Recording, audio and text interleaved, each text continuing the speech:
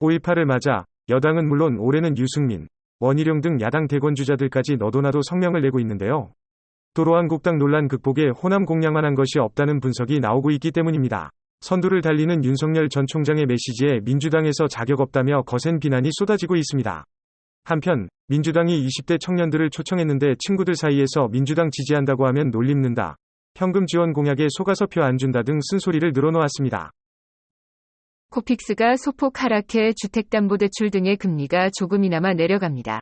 코픽스는 국내 8개 은행이 조달한 자금의 가중평균금리를 뜻하는데 은행권 주택담보대출 등 변동금리의 기준이 되고 있습니다.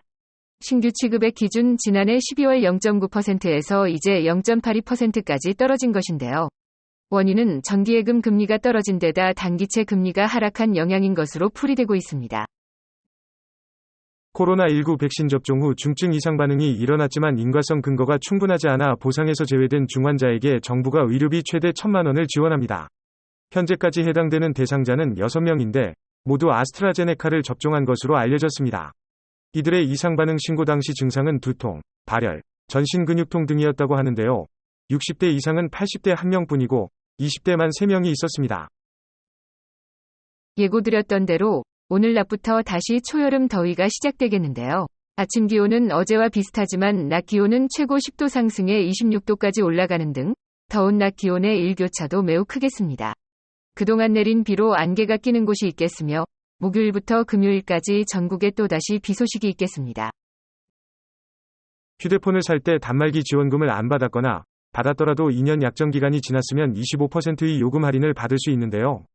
통신사가 이에 대해 공지하지 않았었고 이제는 문자를 보내고 있지만 여전히 혜택을 못 받고 비싼 요금제를 내고 있는 이용자가 1,200만 명이 넘는 것으로 알려졌습니다.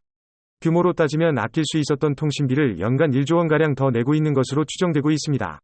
이에 그냥 할인해주기 싫어서 그런 것 아니겠냐며 역시 알뜰폰이 답이다라는 반응들이 이어지고 있습니다.